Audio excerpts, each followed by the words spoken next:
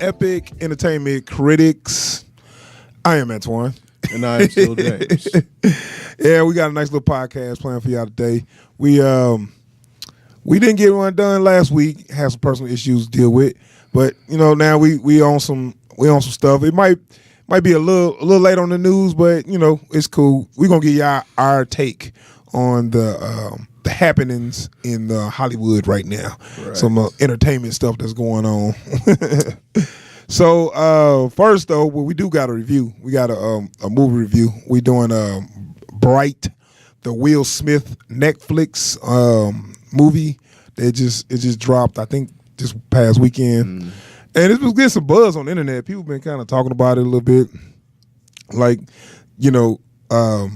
it's actually, last week it was all about The Last Jedi, and this one it's not all about Bright, but Bright been kind of jumping in there a little bit. Bright has stayed in people's mouths, man. Yeah, I mean, it just came out this weekend, so people kind of talk about like, you know what, you might want to check this movie out. Whether you like it or not, I don't know, but it's something you got to see. It was like one of them kind of deals. So we checked it out, and we're gonna do a little discussion on this. All right, so Bright is, like I said, it's a movie starring Will Smith and Joel Edgerton. Who's anybody? There's another couple familiar names in there, right? It was directed by David Ayer. As people know, he directed Suicide Squad and also wrote Training Day. I think he didn't direct Training Day. He wrote Training Day. And you could tell it was. Yeah, we're gonna get to that. Ayer has a lot of calling cards in his writing that's like, okay, now you starting to be a little repetitive, dude. Just a bit. Okay, so Bright is a movie about okay, wait a minute. I was just about to say it's a movie about two cops. It's a little more than just two cops. It's essentially a buddy cop movie. Will Smith is a cop. His name is Ward. He has a partner. His partner is not human. His partner is an orc, right? Yep. So they actually using the exact same mythos from Lord of the Rings, huh? Not really. Orcs and trolls both come from But who made that shit up though? You know what I'm saying? Like orcs, elves, trolls. It's public domain. Like, okay. Folks use them in different ways. They make them look different in different stories and whatnot. But okay. So a lot of people might know. So this movie is like blend with fantasy and reality, and a lot of people might know a lot of these characters or these species from a lot of fantasy books, movies, and video games. And Lord of the Rings is one of the most famous ones, I'm guessing, most popular one, where you got elves, orcs, humans, fairies, and all this stupid stuff, you know what I'm saying? Right? Yeah. Okay, so they kind of follow that, and this movie was trying to kind of do a little social commentary on how life is now. You know what I'm saying? Yeah. Where you got the rich, elves were the rich, uppity people. Yeah.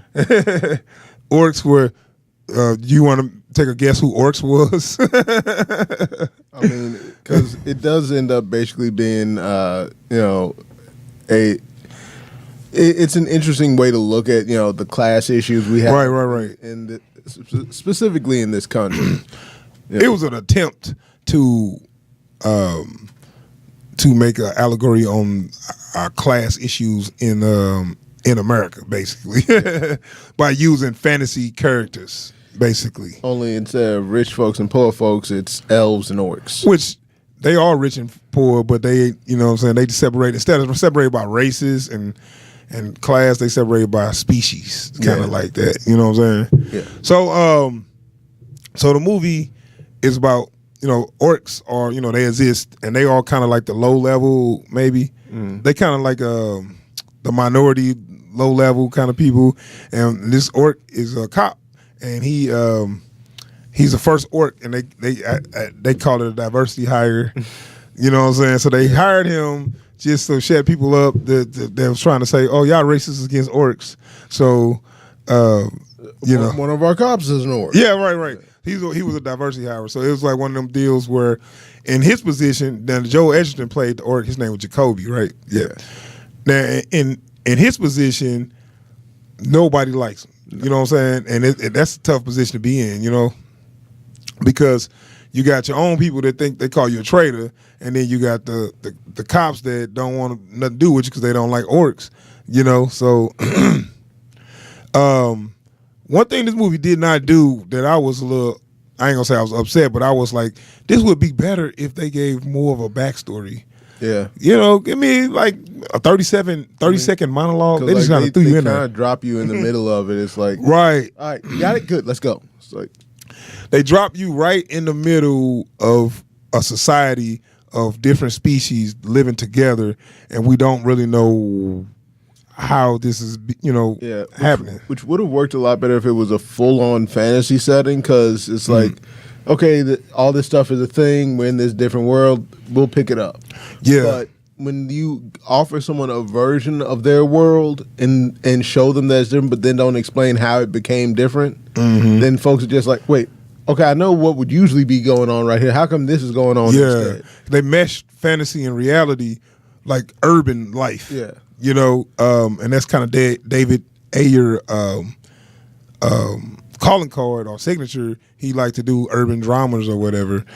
And it's like, okay, that's when you saw the social commentary on like police brutality on the orcs and stuff. It's like, okay, they trying to be clever, but it was like, okay, y'all kind of, it's a little heavy-handed. I mean, and to be fair, there's a reason that the urban fantasy setting doesn't have that much in it, because it's hard to make that work.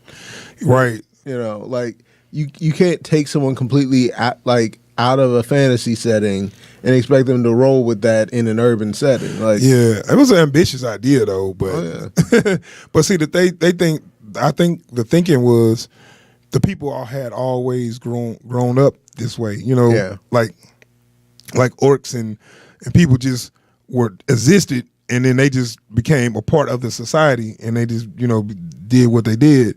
You know, it wasn't like they just came from some magic land and they appeared here and now, you know, it was like, okay, they existed because they kept mentioning things, and that's the part I was like, they needed a backstory where they was like 1,000 years ago or something. You know, orcs were the enemies of men or something, and that's why they hate them. Right. You know, so it's kind of like it's like if you have a war or whatever, and the winning side, you know, they got a treaty, but they gonna treat the losing side like crap. You know what I'm saying? Basically, Britain and India back in the day. But the thing that bothers me the most about this is, so I'm wondering where the social issues we face in real life fit into this world. Well, they just tried to replace the races. Well, because like I'm just looking at it, like it feels really weird to. One of the more cringeworthy lines that Will Smith has that made it into the trailer, you know, fairy lives don't matter today. It feels really weird to hear that kind of language coming from a black man. And they they didn't think about the jokes when they wrote that. It's like that stuff like that. It's like they was trying to be funny, but it wasn't. You know what I'm saying? And I'm gonna touch on Will Smith, man, because my problem, he was trying too hard. He actually was one of the, I think that movie would have worked better if you didn't have him. I know they wanted him for the star power. And then also he was just in Suicide Squad, so he got a little rapport with David Ayer, and he was pretty good in Suicide Squad. But the problem with that is Will Smith in this movie was Will Smith. You know what I'm saying? I didn't feel him as his character. Right. Ward. I didn't feel he was Ward. I feel like he was Will Smith just trying to cuss a lot. Yeah. You know what I'm saying? And because that's how it feels. Like when you have, and I don't want to say that the prosthetics did too much of the heavy lifting on Joel Edgerton's part, because he acted the hell out of his role. Man, he did the best he could with what they gave him. They gave him some silly stuff, right? But he did. You know, but then, like, I would almost prefer if they had switched those roles, just because then you would have had something. Will Smith as the orc. You would have had something filling in for all of his Will Smithness. It's like, because you can't look at that level of very good prosthetic makeup and Yeah. say that's not an orc, even if you do hear Will Smith talking from behind that face. Yeah, I mean, I understand what you're saying. I really think Joe Edgerton was perfect casting, especially He was. in the way his face shape is. It kind of works. with those being the two guys we have, they definitely went harder on the they put more. I guess they put more onto the better actor in this one. Yeah, and I mean, because Will Smith is a good actor, but I think the same thing what happens with all these other big actors. Once you get so big, their ego gets so big, and they stop being an actor. They just be themselves in movies. Tom Cruise do it. Yep. I ain't gonna. It's other actors that's big. They still good act. They still get caught up in their characters, but it's actors that once they get so big, they just be. Well, I'm just gonna come in on this movie and I'm just gonna do my thing. Because I always been like really impressed, like when you have actors like De Niro who go so long, you're right, playing a type, and then they say, "Well, give me something that ain't in my type. Like, let me go all the way left field with this." Right. I love some De Niro, but sometimes when he try to do like comedy, that shit did not work. I hate when he try to do comedy. But anyway, but you got cats like right. You got dudes like DiCaprio, Brad Pitt. I think they still big when I think they still really embrace their roles. I think part of that is they enjoy the experience enough. They enjoy the process enough to still say, all right, how do I embody this character? What is it he wants? What is he trying to do in this? Right. But see, it gets so people get so big, stars get so big where you don't have to do that. You can just come to the set, remember the lines, and be yourself, and then you go home, and then they get paid. You know, and that's what people be doing. You know, back onto the movie. It was a lot of stuff going on, and it was a lot of stuff going on in this movie, but it essentially was basically I ain't gonna say a rip off. It was a copy of Alien Nation and Training Day. Yep. I don't know if you're not familiar with Alien Nation. I've seen a little of it. Okay, Alien Nation was basically down to the same movie as this back in the 80s, mid 80s. It was about aliens came down to Earth, and they was refugees, and they pretty much had the same DNA. They pretty much had the same makeup. Physiology as humans, except they had big heads with red dots on it. And so they just started incorporating themselves in the human society, and of course they were discriminated against, you know what I'm saying? Right. And the first one became a cop, and he got, this partner, and then it was, same thing. It was like a big deal, So it was pretty much the same kind of story. Now, so the same story without magic. Right. It was the same setup, but the story played out differently, though. Okay. I give it that. So this was, instead of aliens, they used orcs, and they added the magic element of it. And that's where those cringeworthy lines came from. This is a magic wand. It's like a nuclear bomb that grants wishes. That was...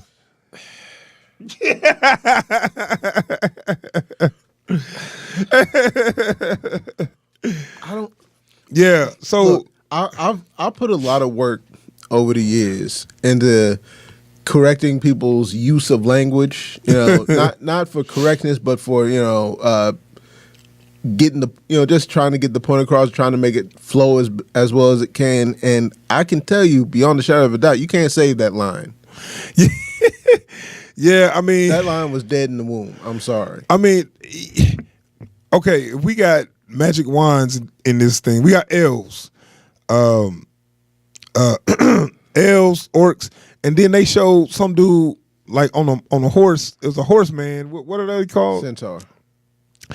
Out of nowhere, they just passing by the artist. That's the thing they need to. That was a problem. And you know what? And this is one of the things I was thinking. They just panning through people, and they just saw a horseman just there. So this catalyzing event, way back, like 2,000 years ago, they said it was. Maybe, I guess. I think they put a number. It was like 7 or 9 races. And this is just in casual conversation. They threw out things that explain why they are where they at. Right. And all I could think of throughout the whole movie was, how come we only see people, elves, and humans, elves, and orcs? And then we get a brief glimpse of a centaur completely out of nowhere. Yeah. No one says anything about it. Right. So obviously this is normal. Did they have a dragon or something? Did they? I thought I saw a dragon flying in the sky or something. You know, they try. That's them trying too hard. You know, They trying too hard. Oh, let's throw some fantasy shit in there. They want to make it seem like everybody in this world know about dragons. You know? Right. It's like, I don't, motherfucker. Well, it's the whole point. They trying to let you know, all the stuff in Lord of the Rings exists in this world, just in the urban setting. It'd be different if they did like. But you can't force it in like that. Because one of my things is, if you gonna have all these characters, why not make some of these characters that at least stay on screen for a minute? Like Rodriguez, why not make one of them a centaur or whatever the hell else is? Yeah, one of the main characters, different somebody with some lines, you know. Yeah, so most of all the almost every stars were human. Almost all of them were human. There were 3 elves that had lines, you know, and then there was, I think, 2 orcs had lines besides him. Jacoby, where that gang leader, yeah. But we'll get to that. He had all the lines. Yeah, let's be honest. Well, we'll get to that. See, the whole thing was they responded to a call and they found a wand. A wand is supposed to be everything or whatever. Yeah. It's supposed to be finding something that's. It's like finding $1 billion. $1 billion. No, well, that's too much. I was like a briefcase full of money, but how much can it? I mean, depends on the denomination. Yeah, I know. Well, let's just say it's like finding a duffel bag full of money. I guess. Yeah. You know, no, it's even bigger than that because it's something big. Okay. Yeah. It's heavy shit. Well, I just think of Black Dynamite. Now this is some heavy shit. And they got people. Okay, so they set this up. Now I've seen this set up in other movies too, where it's something that everybody wants. So now it's a free for all to get this thing, and you got the gangs. Nobody, you know. You got the gangs. You got the cops. You got feds. You got feds. You got elves. You got orcs. You know what I'm saying? So they put them in a situation where everybody's after them. You know what I'm saying? Because they trying to get this thing. And I've seen that in other movies, and it could work. And in some extent, it did work. Because it was entertaining. I don't want to say just like it was super exciting. It made it a little entertaining that it was kind of like a chase movie. You have a sense of urgency to it, right? Yeah. That made it a little more. Exciting. But what you think of Will Smith and Joel Edgerton? they love banter. Them as partners. What you think of that? I don't buy it. You didn't feel that chemistry? Nah, like. Nah, I tried to give them the benefit of the doubt on that, you know, because especially when you have 2 people working together who don't have any desire to work together, like you'd expect that to be a rocky relationship. But the fact that we come into their relationship after he already has some bitterness because he feels like, dude, let the dude that shot him get away. Yeah, and we haven't been there for any other part of their relationship. Yeah, and you know what? I'm gonna tell you what.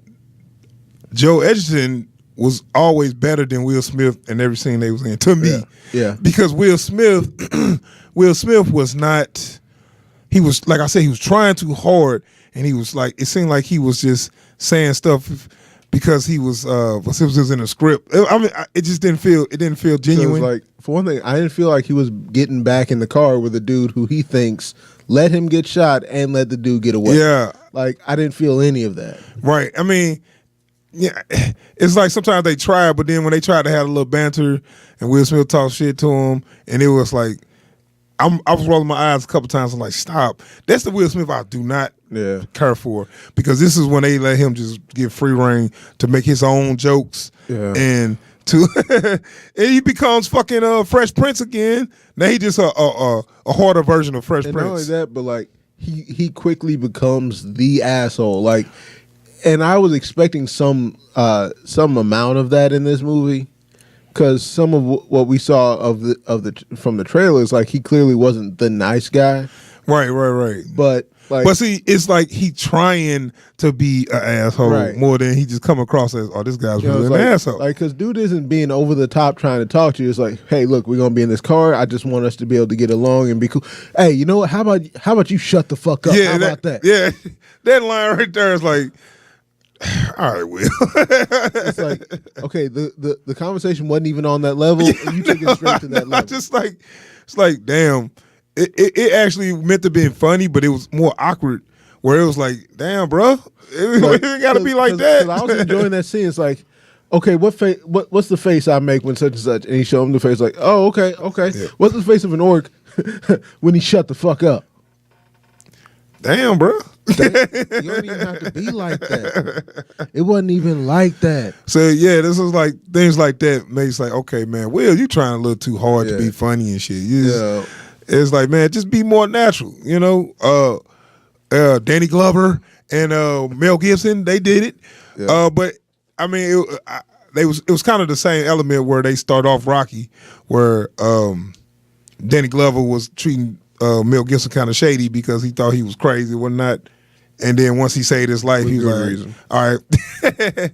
he saved his life in a shootout or something. Like, all right, you cool, you know, come eat dinner with my family. You know, they got cool right there. Yeah, it was like, you saved my life. I can't be an asshole to you. They never had that old, you know, you my best friend moment. I think they had a couple moments they tried to. I didn't feel their friendship. No. And they even alluded later where they was like, we ain't friends. Are we friends now?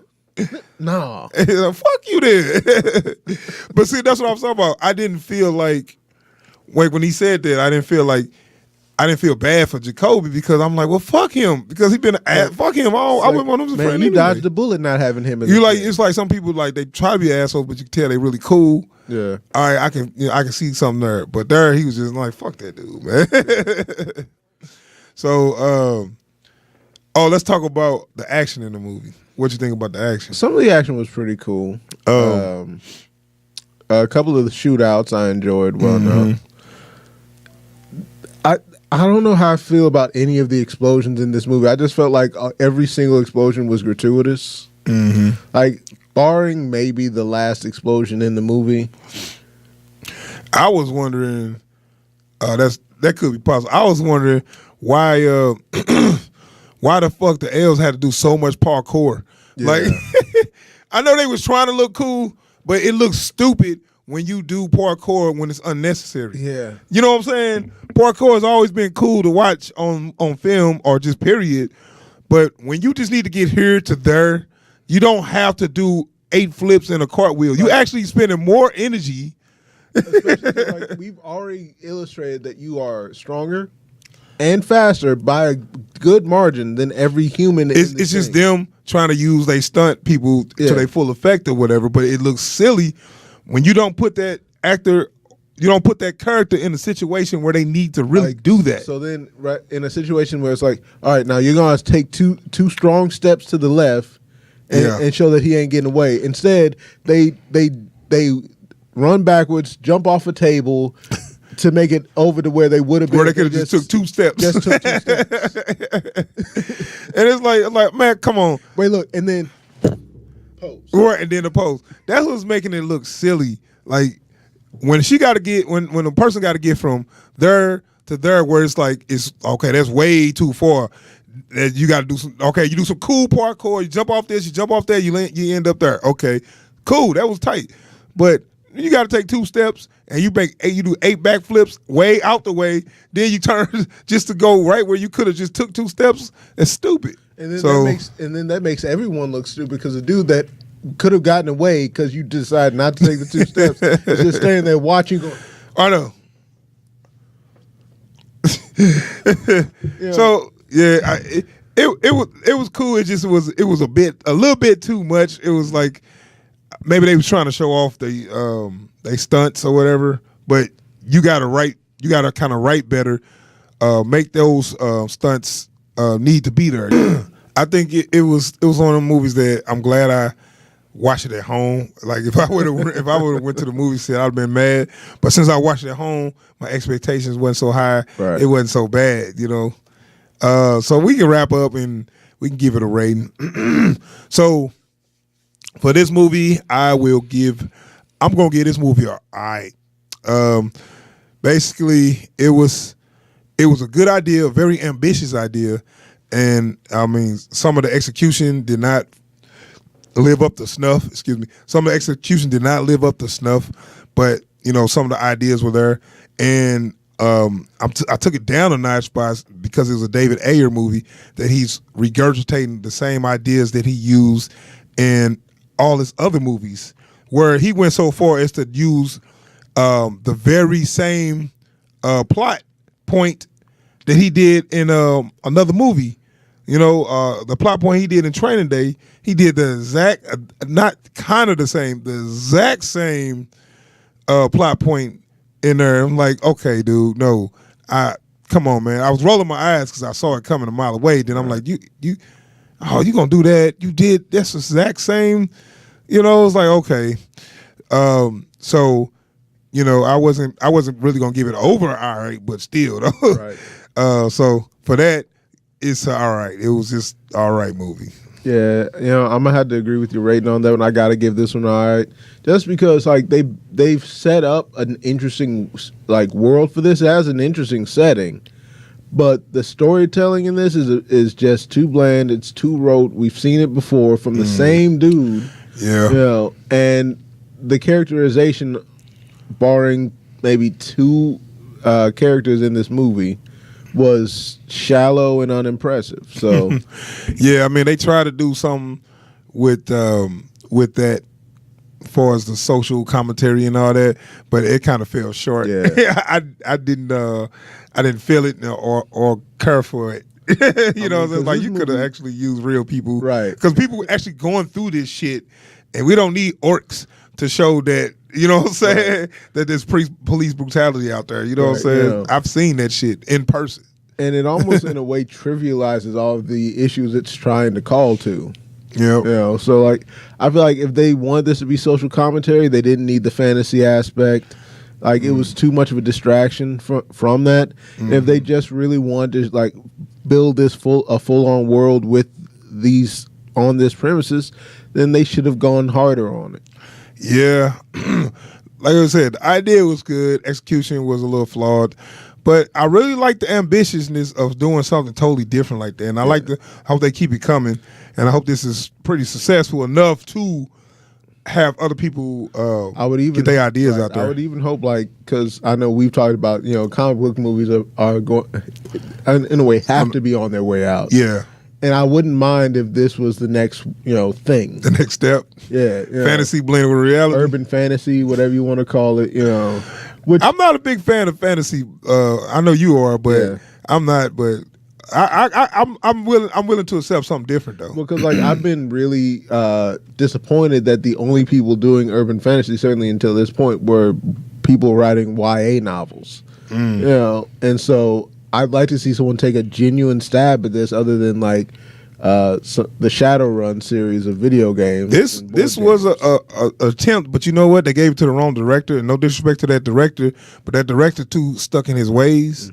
Where if they could have gave this story to a different guy, and maybe had a couple other writers throw something in there, this would have been pretty good. I just think that it followed his little pattern of doing the same kind of story. You know, yeah.